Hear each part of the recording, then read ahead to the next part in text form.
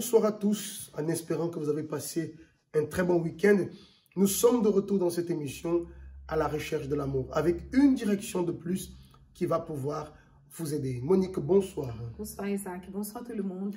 Et la vie sentimentale, on dit, c'est un domaine qui est très important. On a l'habitude de dire, après notre vie spirituelle, le deuxième domaine qui est le plus important dans notre vie, c'est la vie sentimentale. Mais nous pouvons voir que investir comme il faut dans ce domaine apporte des bénéfices.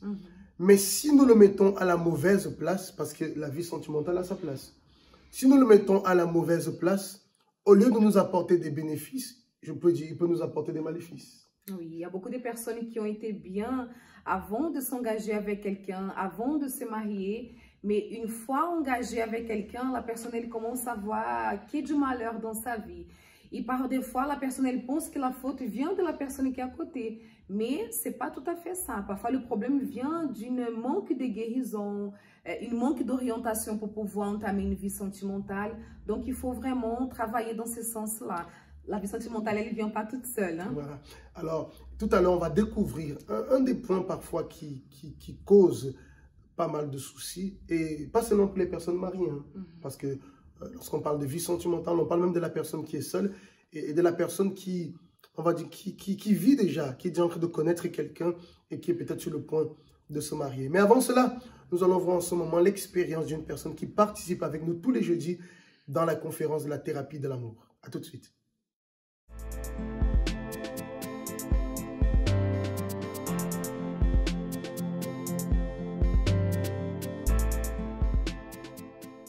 Tout début, avant de venir ici, déjà je ne croyais pas à l'amour, je ne croyais à rien. Parce que quand j'étais dans le monde, parfois j'avais des filles, je cherchais des filles facilement. Mais au fur et à mesure que je commence à venir en vie sentimentale, parfois je ne comprenais rien. Et qu'est-ce que j'ai appris à travers la thérapie de l'amour?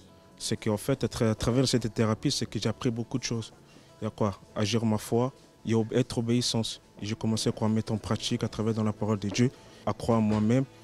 Et cette personne que Dieu va me préparer, je sais que il va venir de Dieu.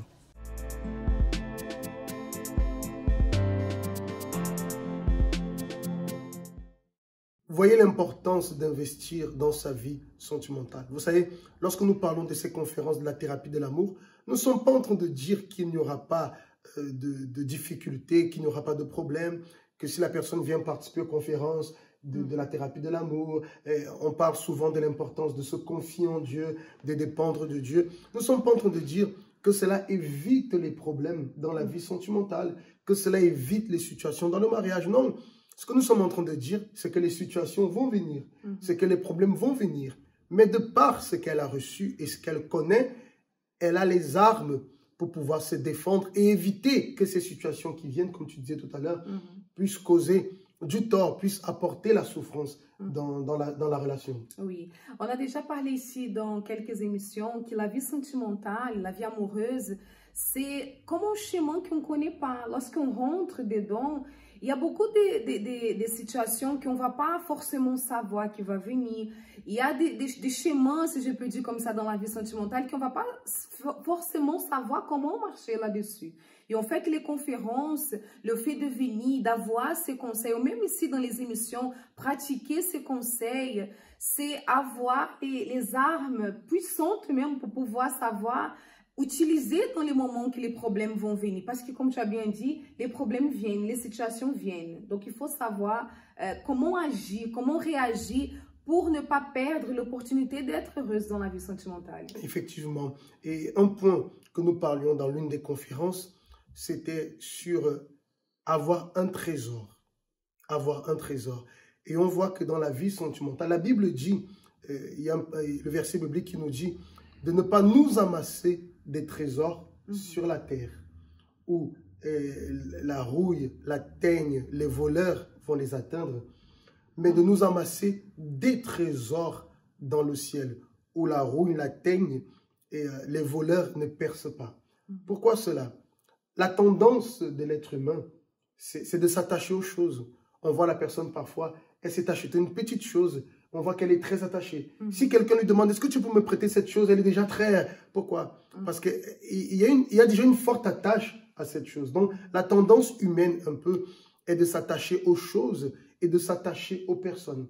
Et Monique, et à partir du moment où on aime une chose au-delà de la mesure, excessivement, alors là, on rentre déjà dans ce domaine où on a fait de cette chose notre trésor. Et là, ça devient un danger. Oui. Et beaucoup de personnes, parfois, sont dans ces cas-là. Pourquoi? Parce que peut-être qu'elles n'ont jamais eu cette, comment on peut dire, ces soins par rapport à sa famille. On va parler ici, par exemple, de la jeune fille ou du garçon. Lorsqu'ils étaient petits, qu'ils n'ont jamais eu cette attention, l'attention qu'il fallait avoir dans sa famille. Il n'y a pas eu l'amour de papa et maman. Donc, parfois, quand la personne elle grandit comme ça, elle commence, dès qu'il y a une relation sentimentale, la personne, elle s'attache d'une manière excessive, comme tu as bien parlé.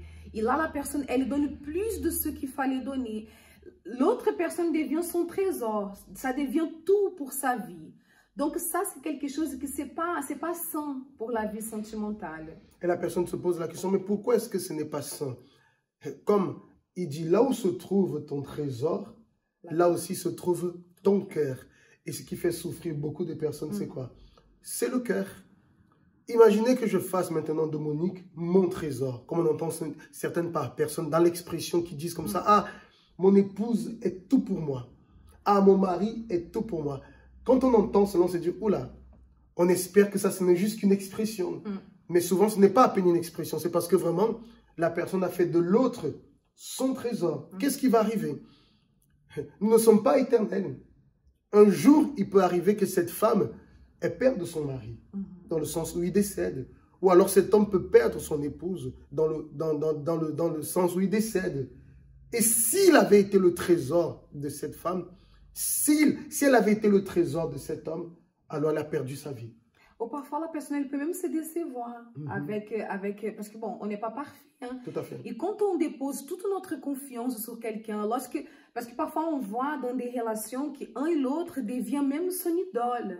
La personne elle idolâtre la personne aimée. Et ça, c'est pas bien. Parce que quand on fait cela, certainement la personne elle est en train de même s'annuler dans la relation. Et ça, c'est pas du tout bien. Ni pour l'un ni pour l'autre. Exactement. On a parlé à ce sujet une fois par rapport à l'amour démesuré. Oui. C'est exactement cela.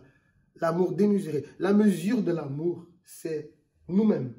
Aimer son prochain comme à soi-même. Aller dans l'excès, idolâtre l'autre personne, tu as dit, c'est s'annuler. Ce n'est plus s'aimer. Lorsque la personne ne s'aime plus, c'est qu'elle ne se valorise plus. Alors, elle accepte même des choses qu'il ne faut pas. L'autre est devenu son tout, son monde. Ça veut dire que si l'autre personne l'abandonne, comme c'est arrivé souvent, ou la relation n'a pas fonctionné, l'autre personne est partie, et là, la personne est tombée en dépression. Bien sûr qu'une séparation est toujours dure. Mais comme on dit, la vie continue. À un moment, la personne est un peu attristée, et bon, mais ça passe. Mais lorsqu'elle a fait de l'autre personne son trésor, elle ne vit plus. Elle met une croix sur l'amour. Il y a des personnes, malheureusement, qui arrivent même au point de penser au suicide. Ça veut dire de détruire leur propre vie parce qu'une personne les a quittés. C'est dire la place qu'elles avaient donnée à ces personnes. Et à cause de cette attache excessive, ça fait que la personne, elle peut être même dans une relation abusive. Elle voit, pardon, pas elle, toutes les personnes autour d'elle voient que cette relation ne va aller à nulle part. Qu'elle souffre en fait. Qu'elle souffre, voilà, dans cette relation. Mais elle n'arrive pas à voir parce qu'elle a mis cette personne dans une place où il ne fallait pas la mettre. Une place intouchable. Intouchable. Et parfois les parents, tu parlais, les parents disent parfois à la jeune fille, écoute, ce garçon-là, il n'est pas bien. On voit, ça se voit, mais elle ne voit pas. Souvent, les parents disent au jeune homme, mais cette jeune fille-là, elle n'est pas pour toi, elle n'est pas bien. Tout le monde voit. Mais elle dit, non, vous ne comprenez pas que je suis heureux, je suis heureuse. Elle pense que tout le monde est contre. Exactement. Mais tout le monde est en train de voir qu'elle est en train de souffrir. Elle ne voit pas qu'elle est en train d'idolâtrer l'autre personne. Donc, c'est ce conseil que la Bible nous donne, de ne pas avoir de trésor sur la terre. Parce que ce qui est terrestre va finir par passer. Mais ce qui est céleste ne passe jamais. Donc lorsque la personne, bien sûr, le problème n'est pas d'avoir quelqu'un, le problème n'est pas de se marier. Vous devez avoir quelqu'un, bien évidemment, mais cette personne doit être considérée à sa juste valeur, elle ne doit pas être un trésor. Autrement, vous allez souffrir. Donc, aimer mais n'idolâtrez pas. C'est exactement cela. Il y a une différence. Aimez, n'idolâtrez pas. Ayez, mais ne faites pas de ce que vous avez votre trésor. C'est pour la vie sentimentale, mais c'est aussi pour tous les autres domaines de notre vie. Voilà la direction de ce jour. On va voir ensemble une autre expérience d'une personne qui participe de nos conférences.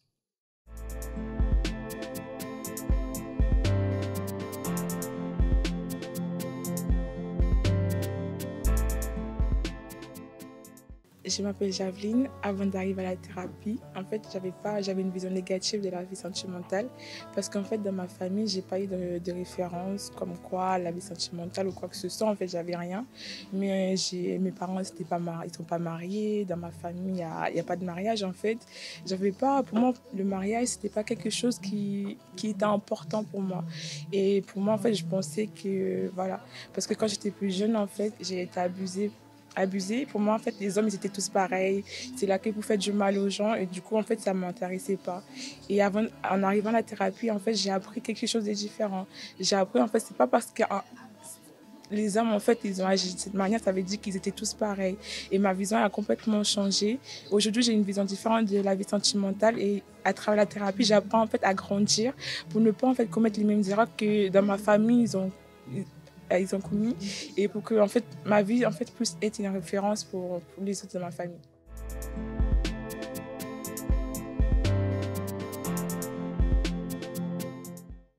Voilà, très chers amis, nous arrivons donc au terme de cette émission. N'oubliez pas, ne faites pas de la personne aimée un trésor. Aimez-la comme vous vous aimez. Ça, c'est la bonne mesure de l'amour. Ne faites pas non plus de votre vie sentimentale un trésor. Sachez mettre chaque chose à sa place, tout simplement. Et quoi qu'il arrive, des situations vont venir, votre cœur sera gardé, votre cœur sera protégé. Nous, on va se retrouver ce jeudi dans les conférences de la thérapie de l'amour. Et ce jeudi est spécial. C'est le jour du brisement des malédictions dans la vie, dans le mariage, dans la vie amoureuse. Parce qu'il y a des personnes, malheureusement, Monique, qui, elles n'arrivent pas. C'est toujours des disputes dans le mariage, ou la personne qui est célibataire, mais c'est toujours des échecs. C'est toujours la même chose. Elle n'arrive pas. Elle-même comprend, elle se dit comme ça, il y a quelque chose de parent qui se passe dans ma vie. Et nous comprenons qu'il y a une malédiction qui est en train d'agir. Qui pousse parfois la personne à peut-être toujours commettre aussi les mêmes erreurs. Parce que pour avoir des échecs, des réels échecs, c'est parce qu'il faut absolument que la personne elle apprenne à prendre de nouvelles attitudes aussi pour briser finalement cette malédiction. Alors ce jeudi, vous êtes invités à participer avec nous dans le jour du brisement de toutes les malédictions dans le mariage, dans la vie sentimentale. Nous allons terminer en ce moment et vous allez déjà voir ce spot qui annonce cet événement. Que Dieu vous bénisse et à très bientôt. Comment expliquer que des personnes qui s'aiment s'agressent? Des couples qui s'aiment mais n'arrivent pas à rester ensemble. Des partenaires qui s'aiment mais qui vivent plus de mal que de bien. Ce que beaucoup ne savent pas est qu'il existe un esprit ennemi du mariage qui agit contre la relation. Mais contre le mal existe le bien. Le 16 janvier, dans la thérapie de l'amour, la rupture de la malédiction du mariage. Pour tous ceux qui sont mariés mais vivent mal, sans paix, sans joie, ou pour les célibataires qui se rapprochent du mariage mais n'arrivent pas à se marier. La fin de la souffrance, du retard et de la tristesse. Le 16 janvier, participez à la thérapie de l'amour. Jeudi, à 20 h au centre d'accueil de Paris et à 19 h 30 au centre d'accueil d'Évry, Lyon et Nantes. Plus d'informations au 01 53 35 85 11.